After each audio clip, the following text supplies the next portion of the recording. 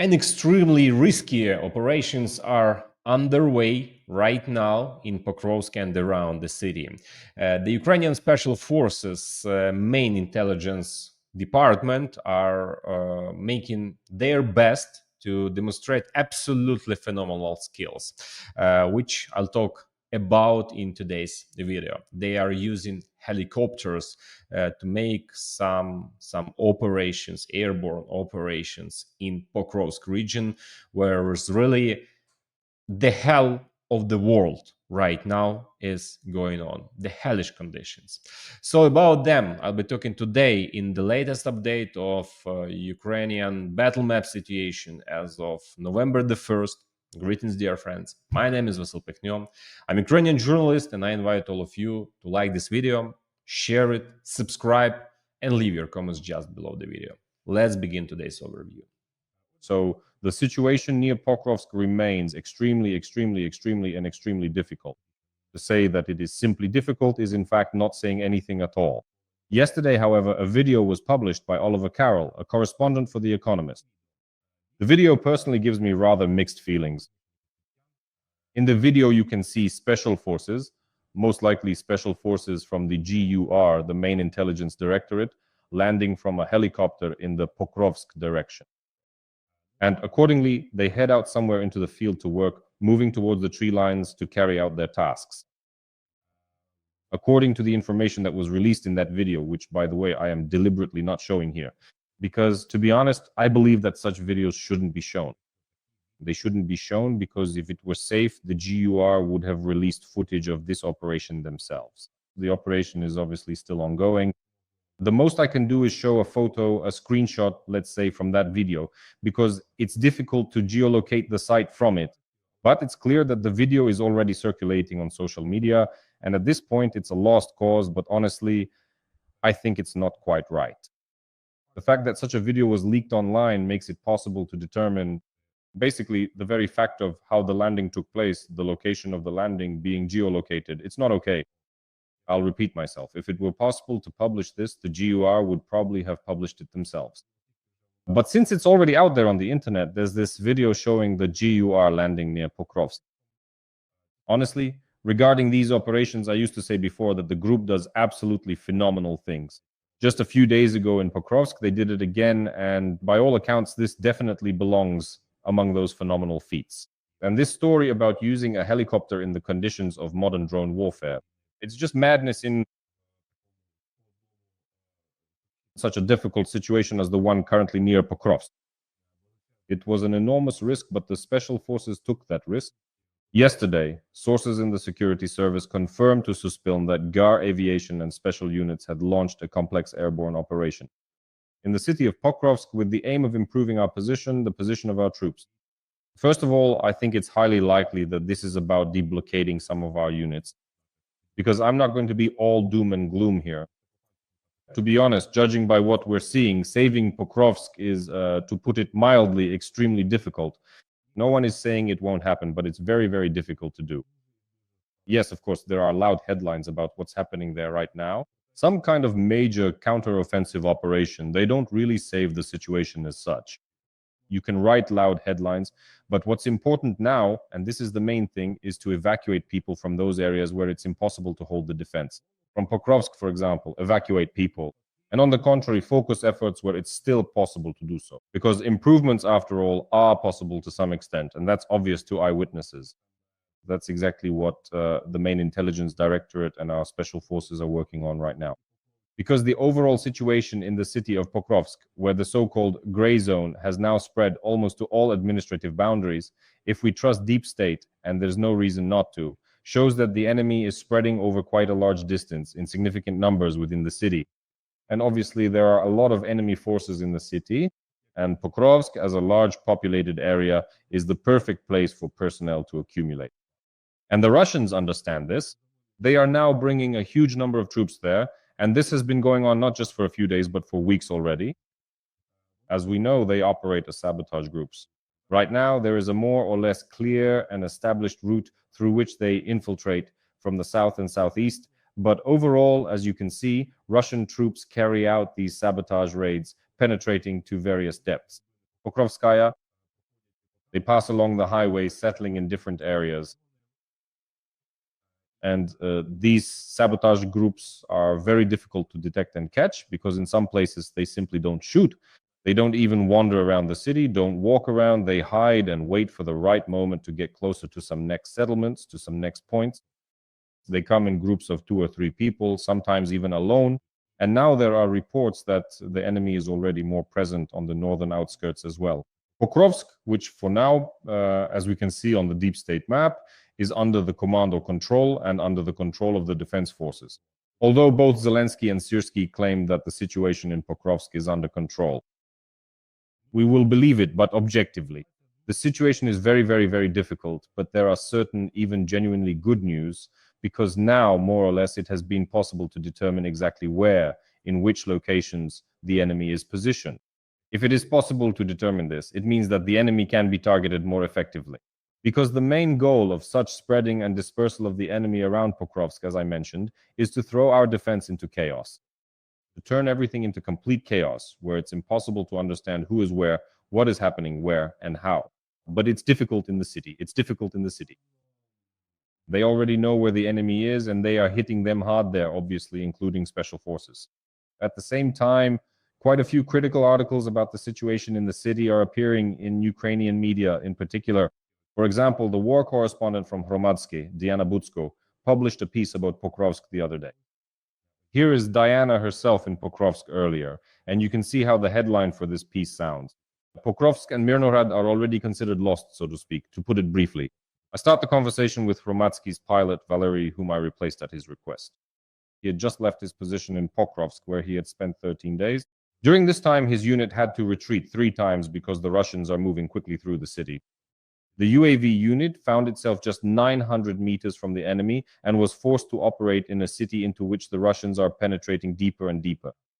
Pessimistic forecasts about the future.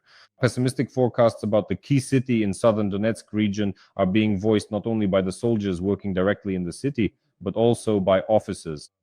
Well, regarding the situation where even sabotage groups are now targeting pilots, meaning there are already firefights taking place, I can say that at the beginning, basically every week, when this public media story about Pokrovsk was unfolding, the situation hasn't changed much, obviously, but again, let's not be overly pessimistic. We perfectly understand that, and I'll repeat myself, diplomatically speaking, to put it mildly, it's difficult to resolve the situation with Pokrovsk, but to let things run wild, to let panic spread, is not the way. We also won't be making any such predictions. Let's be realistic, but at the same time, let's not be overly pessimistic. The main thing is for people to survive in such extremely difficult defensive conditions. But as for drawing any conclusions or seeing certain positives, if you like, I would like to talk about that, because right now, for example, they are showing those defensive fortification lines. You can see marked in yellow, these defensive fortification lines are being shown. Here, I'll even remove my image so we can see how it actually looks to the west of Pokrovsk. At least 3 lines are visualized as being located to the west of the city. This time, the Ukrainian army, the Ukrainian command, is preparing for the next significant event. And they're doing it much better than, for example, they did back in the day in situations like Avdiivka, yes, when we suffered losses and the Russians made very rapid operational advances. Along the entire Donetsk front, there are now at least 3 defensive lines already in place, and 2 more are being built on the road leading to Pavlohrad, which is the only large settlement beyond Pokrovsk. Yes, I'm not being overly optimistic, but I'm objectively assessing the situation because beyond Pokrovsk, a large, fairly empty expanse begins here, which ends at Pavlohrad. On the way, there will still be Petropavlivka with its heights, but more or less there will be about 60 to 70 kilometers of this emptiness. It's doubtful, unlikely that the enemy will come this way, but our command is preparing for such a worst-case scenario. And this also needs to be taken into account because most likely, in the event of losing Pokrovsk, the enemy's efforts would be directed toward the Dobropillia direction. There, where our troops are now, there are successes. Right here, 20 kilometers north of Pokrovsk. Obviously, Dobropillia will play a key role, which is why, returning to these images of fortifications, while we can see that our troops are now continuing to fortify all these areas marked in yellow. These are continuous lines, defensive fortification lines to the west of Pokrovsk and on the approaches to Dobropillia. They are being built right now. At the moment, our servicemen are paying very, very close attention to this. Every voice matters. Join our community, support independent journalism and help us bring you the truth from Ukraine. Become a member of Ukraine Today. Join us now. In the end, well, we are not hiding Pokrovsk. We are not running away. Straight into hell, but with the understanding that the situation is quite difficult. By the way, it remains just as difficult at the junction of Donetsk, Dnipropetrovsk and Zaporizhzhia regions, particularly in the sector between Huliaipole and Pokrovsk. In fact, this is the area where the enemy has advanced the most recently. Here, the advances are already about 15 to 20, well, roughly 15 kilometers. These advances are pushing deeper into Dnipropetrovsk region toward the settlement of Pokrovsk. So up to about 15 kilometers, these are quite deep advances in the Huliaipole direction in Zaporizhzhia, and here it's over 20. These enemy advances are probably about a few kilometers, so the situation is very difficult. And here's the situation. What are the reasons for this? Well, they are banal to the point that repeating them. Let's repeat the same thing as in Pokrovsk. We simply don't have enough people. Obviously, it's about the manning of the units, because from publicly available information, we know that the entire area is overseen by the 20th Army Corps, which includes in particular the 110th Mechanized Brigade. And so, in the direction of this most difficult location in the Dnipropetrovsk region, the 110th is responsible for the defense. But honestly, there's nothing to blame them for here, because the 110th has a very, very wide sector to cover. This was mentioned yesterday in particular by the Western OSINT analyst Unit Observer, who, according to him, the 110th Mechanized Brigade is responsible for about 20 kilometers of the front line. That is a gigantic stretch for a mechanized brigade, especially one that has gone through extremely tough battles. The 110th was worn out in Avdiivka. And let me remind you that from the very first days of the full-scale invasion and up until the loss of Avdiivka, the 110th Mechanized Brigade held the defense in this area. After that, they ended up in Velika Novosilka, where the fighting was hellish. Just absolutely brutal battles, especially after we lost Vuhledar. Now the 110th is forced to hold an extremely wide stretch of the front, and that's because our units are spread so thin. So we're now reaping the consequences of this Russian advance, which, as is obvious here, is happening as well. Yes, and there was fresh fighting recently in the area of Pavlivka and Ospenivka. This already marks the Russians crossing the river, which here serves as a certain defensive line, the Yanshu River. Well, that's the situation. It's unpleasant, no doubt about it. It's definitely unpleasant. And I have long said that there is a threat to Huliaipole, to its flank, the northern flank, the left flank, if you look at the enemy's movement, and it exists here. By the way, returning to the Pokrovsk direction, yesterday the president gave a working briefing together with the head of the security service of Ukraine, Vasyl Pekhno. Zelensky said that overall an unprecedented force has been gathered against them across the entire Pokrovsk-Dobropillia agglomeration. A large grouping, 170,000 troops. We know from the 7th Air Assault Corps that 11,000 are currently trying exclusively to close the pincers towards the Pokrovsk-Myrnohrad agglomeration.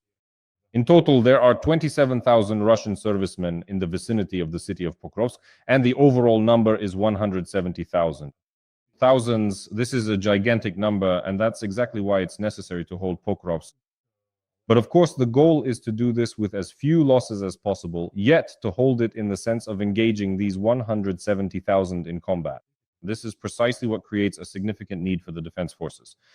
From the perspective that, well, this is simply a gigantic number, and if they are freed up, it could lead to offensive actions in other locations in Donbas, such as Dobropillia, Lyman, Siversky, Kostiantynivka, and even Kupiansk, which, by the way, is also in rather difficult circumstances. Although there have been some improvements there recently. On a positive note, well, let me end on a positive note, at least today. As we sum up October, it's worth mentioning that the forces of unmanned systems are relentlessly growing and increasing their strike and combat potential. If we're talking about nearly 30,000 Russian servicemen who have lost combat capability, that is, who have been killed or wounded, over the course of October, unmanned systems were responsible for about 30% of these casualties. Here is this online map that shows the strikes carried out by unmanned systems. You can see that yesterday, Madhyar, who is actually the commander of the unmanned systems forces, reported that more than 8,000 personnel have already been eliminated by unmanned systems in October alone. And what's more, by the way, the number of killed in action exceeds the number of wounded by almost a 5 to plus or minus 3,000. So this is actually an indication that significantly more Russians are dying in their truly suicidal assaults. What is special about this is the power of unmanned systems. Right now, a third of the occupiers are being killed by them. As of today, mathematically, they make up a little more than 2% of the defense forces. Magyar set a course for unmanned systems to make up 5% of the total strength of the defense forces. 5%. Right now, there is a large-scale recruitment drive for the UBS with 15,000 vacancies. They've been announced and people are being recruited for them. On the very first day of this recruitment, a huge number of people have already expressed their desire to join the UBS. There are plenty of alternatives. There are many units within the UBS that you can be recruited into. Now, let's take a direct look together. So, as you can see, here are all these units. As for the vacancies within the unmanned systems forces, you can join them, you can become a part of them, so to speak. And if we assume mathematically that the share will increase from just over 2% to 5%, then the number of strikes by the unmanned systems forces will also multiply accordingly. Because literally compared to September, in October, there were already 20% more strikes. Specifically, by unmanned systems, that is, by the grouped forces of unmanned systems. And this is undoubtedly good news, which allows us to draw hope that this growth, which is happening now under effective management, will eventually lead to the enemy being stopped even more effectively thanks to unmanned systems. Although the enemy, of course, is not sleeping, not slacking off either, they are implementing effective practices. In particular, that same Rubicon unit, which is operating in the Pokrovsk direction, is quite important. It is thanks to them that the Russians have had some successes. This is an advanced Russian unit. Well, that's how things are. They may be hard to accept, but they are realistic. From the point of view that, as banal as it may sound, because in any case, Pokrovsk held the defense for a very long time, and I'm not saying it's over. I'm not saying its defense is finished. But the conditions there are very, very difficult. Not just 1,000 can go. Not just hundreds of thousands of Russians have been wiped out at Pokrovsk, but under such conditions and circumstances, it's clear that sooner or later this defense comes to an end. On this note, I'll end here. Thank you for your attention. Take care of yourselves. All the best. And until we meet again.